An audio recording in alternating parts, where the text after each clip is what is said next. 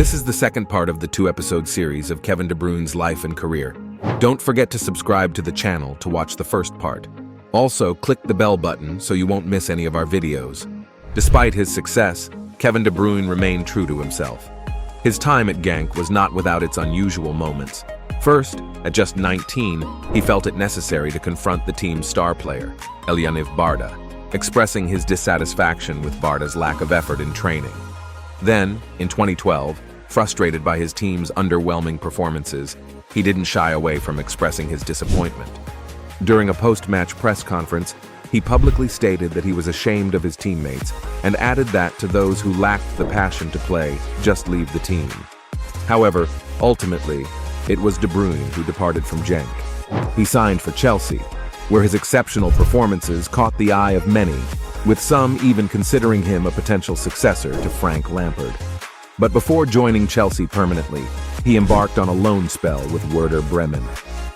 In the Bundesliga, Kevin De Bruyne quickly established himself as one of the most promising talents in the world. While others were dazzled with flashy skills, De Bruyne's simplicity on the field was what made him stand out. It echoed Johan Cruyff's famous words, "Football is simple, but playing simple football is the hardest thing there is." Despite Werder Bremen facing the threat of relegation, De Bruyne managed to score 10 goals and provide 9 assists, effortlessly earning the Young Player of the Year award. It was clear that his focus was now on conquering the Premier League. However, maintaining focus proved to be a challenge for De Bruyne that season. During this time, he faced personal turmoil when his girlfriend cheated on him with a childhood friend, former academy mate, and international teammate Thibaut Courtois. The scandal was further intensified when she confirmed the affair to the press, claiming that Courtois had provided her with more in one night than De Bruyne had in 3 years. While she portrayed it as revenge for De Bruyne allegedly cheating on her months prior, the situation deeply affected him. As his form dipped at a crucial time, and with manager Jose Mourinho giving him a hard time, De Bruyne was sold after just half a season at Chelsea, managing only 1 assist and no goals during his time there. His next move took him back to the Bundesliga, this time with Wolfsburg. Yet again, De Bruyne used his anger as fuel for his performance. Even with Courtois moving to Chelsea after De Bruyne left, it felt like a twist of fate. Despite this, De Bruyne remained composed, allowing Courtois to continue representing Belgium in national matches after the coach entrusted him with the decision on how to handle his behavior. During that same year, De Bruyne emerged as Belgium's top scorer in the qualifying rounds, leading them to their first international tournament in over a decade.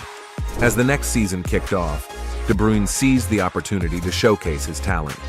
With 16 goals, including a pair against Bayern Munich, ending their nearly year-long unbeaten streak, and a staggering 27 assists, with 21 in the league alone, setting a Bundesliga record at the time, he propelled Wolfsburg to a cup victory and a second-place finish just behind Bayern.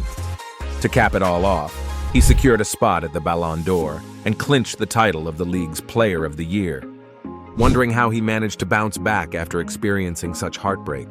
Well, it all started when he met his future wife. De Bruyne had been so weighed down by years of negative attention from the media that a friend had to grab his phone and send that initial text. But now, he credits his wife with changing his life. He believes that without her, he wouldn't have been able to break out of his shell. By the end of the year, they were expecting their first child. However, they faced a terrifying moment when his wife woke up one morning bleeding. In that moment of helplessness in the hospital corridor, De Bruyne realized that life was about much more than just football. Thankfully, everything turned out fine, but it was another life-altering moment for him. From then on, he didn't play because he felt a burning desire within him. He played because he loved the game. Just a year after his record-breaking move to Manchester City, a man arrived who would change his life forever, Pep Guardiola. Despite being labeled a failure upon his return to the league, De Bruyne found renewed inspiration when Guardiola sat him down and told him that he had the potential to be one of the top 5 players in the world, even without trying too hard. Unlike previous coaches, Guardiola's approach resonated with De Bruyne. He didn't need to prove Guardiola wrong. He wanted to prove him right. With each passing season, The doubts that he was nothing more than a failed Chelsea player slowly faded away.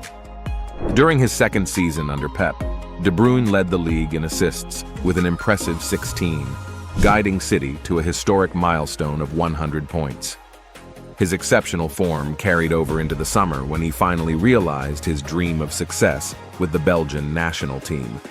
Partnering with Hazard, they enjoyed one of their most triumphant tournaments, including a crucial winning goal against Brazil in the quarterfinals.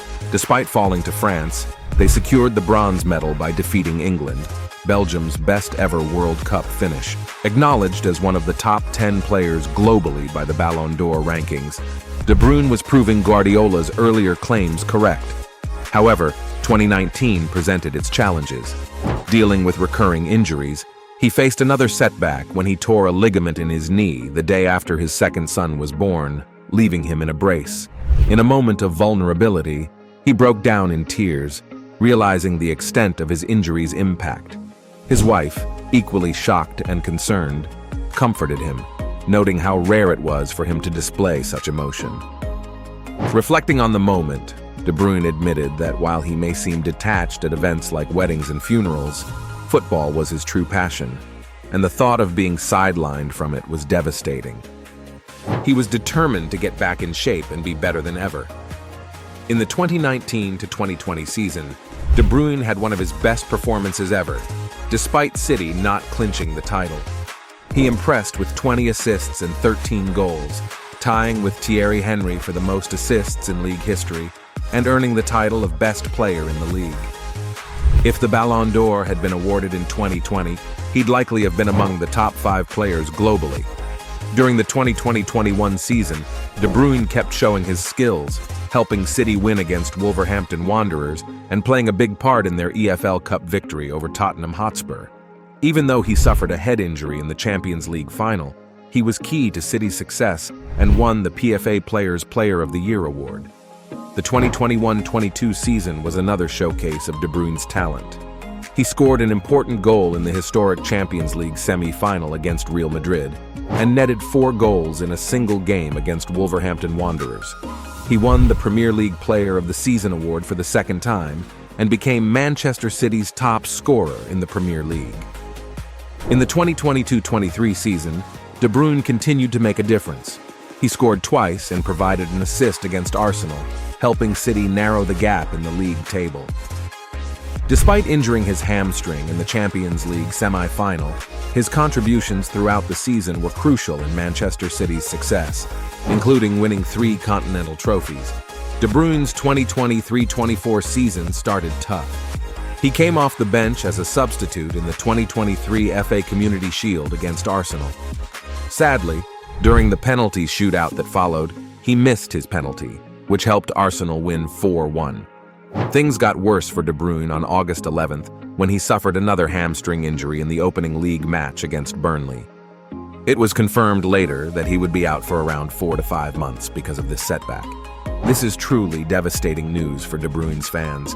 However, if there's one thing that he has proved over and over again, it is that he can survive this another hurdle in life. With everything he has been through since he started his journey in football, nothing can beat him that easily. He will always get up and find his way to football. What have you learned from De Bruyne's life? If you were in his shoes, would you continue playing football? Would you be willing to endure pain and heartache for your dream and passion? Share your thoughts in the comment section. Don't forget to subscribe to the channel and tap the notification button to stay updated on the latest videos.